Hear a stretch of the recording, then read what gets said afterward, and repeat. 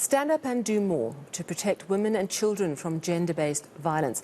This call to men and boys from AmaZulu King Misuzulu kaZwelithini today. The King's address a day ahead of Premier Nomusa Dubengube's State of the Province address. eNCA senior reporter Siphamandla Goge is following these developments and joins us now from the studio in Durban. Hello, Sipa. Thanks so much for chatting to us. So, the King had quite a strong call about gender-based violence. And as we know from the latest crime stats, rape is up 10%. And this is only reported rape. We know that so many rapes simply go unreported. So a really important call that he made. Tell us more.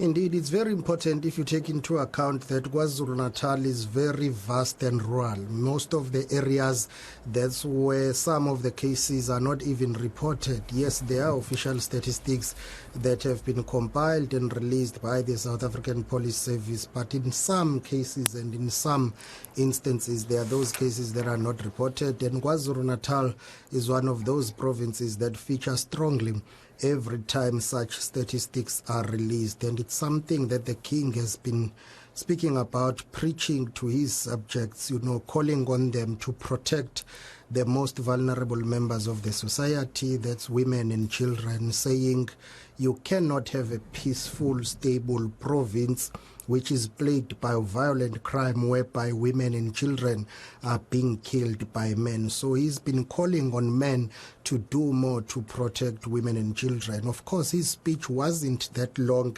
I guess many people are used to his late father's speeches, which will take about an hour to more than 2 hours. When he was opening the provincial legislature of KwaZulu-Natal for the first time as the monarch of AmaZulu King Misuzulu kaZwelithini, he just spoke for less than an hour. He touched on a number of issues and themes, including peace and stability, the issue of safety and security in the context of violent crime, and also touching on the issue of Ingonyama Trust, the issue of education, health, rural development, and the relationship working together between the provincial legislature and the institution of traditional leadership in the province in terms of development in KwaZulu-Natal. But take a listen to what the King said about the issue of gender-based violence. Gender-based violence, femicide in this country is the largest of barriers in achieving substantive equality, dignity for women and children. As your King, I sadly acknowledge that I am in a province and a country battered by scourge, in a country where most citizens live in fear, where day by day at home, work, school, streets, avoid those who are supposed to be partners and protectors, who are supposed to be sources of comfort. Honorable members, the citizens and victims I am referring to are our grandmothers, our mothers, our wives, our sisters, our nieces, and our daughters. Most of them have lost hope because they are victimized by people whom they mostly trust and known to them, who grew up with them, and sometimes their parents' equals. Yeah, I mean, a crucially important topic. But also this is a province that the issue of gun violence has come front and center once more with the assassination just a couple of weeks ago in Florida Road of Durban of rapper AKA and his friend. We also know that the King drew attention to the murdering of councillors, traditional leaders. There are a lot of issues for this province, not least of which is the gun violence, but also still recovery from the devastating flooding of April last year. So much infrastructure damaged. What are the expectations ahead of the State of the Province address tomorrow by the Premier? Those expectations include the fact that the Premier of KwaZulu-Natal, Nomusa Dubengube, will be expected to outline and give the progress report in terms of what her administration has done in dealing with the issue of assisting flood victims, repairing that damaged infrastructure.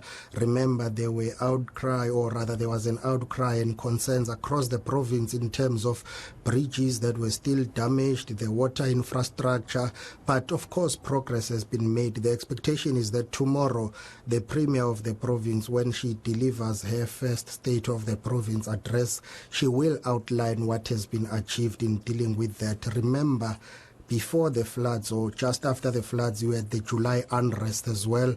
This province is still grappling with rebuilding what was destroyed during that time. And also you had the issue of the recent floods. KwaZulu-Natal is one of 7 provinces that have been declared as areas that are suffering under the national state of disaster in terms of recent floods. And the issue of costs for this upcoming or the current SOPA that will be delivered by the Premier of the province. Many people were saying you need each and every cent that you can get to ensure that you deal with all the damage that has been caused by the July unrest and also the issue of the recent floods. But last year the costs, were around 1.2 million in terms of the State of the Province address, but that was because they had one day.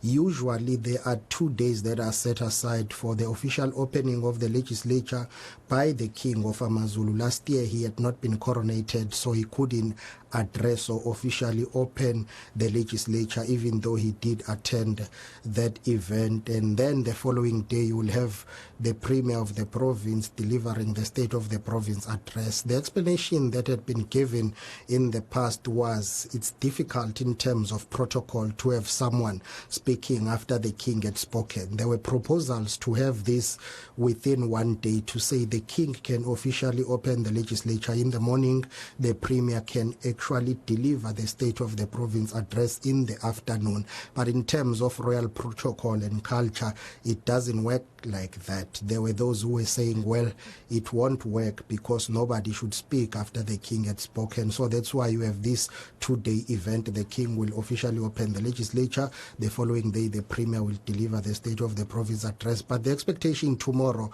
when the Premier delivers her State of the Province address, is that she will touch on the issue of the rebuilding of the economy. I think that is what will be at the center of her speech, the issue of the energy crisis, violent crime, as well as the update on the recent floods in KwaZulu-Natal that have killed 6 people. Let's take a listen to how the Speaker of the Provincial Legislature explained the issue of the cost when we asked her about it.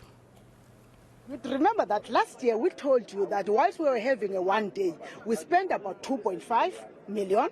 This year we are having the 2 days, but we are spending about 3.7 million. Yes, it's huge, but when you consider that built into that, it's not only the 2 days, it's also the escalation prices, because prices have gone up. So how did we achieve to have the price maintained at that level? It's because we cut the frills. We only have what is necessary, including all the ribbons that you used to see. Yeah, we'll certainly keep an eye on that State of the Province address when it's delivered tomorrow in KwaZulu-Natal. Thank you so much. eNCA senior reporter in Durban, Siphamandla Goge.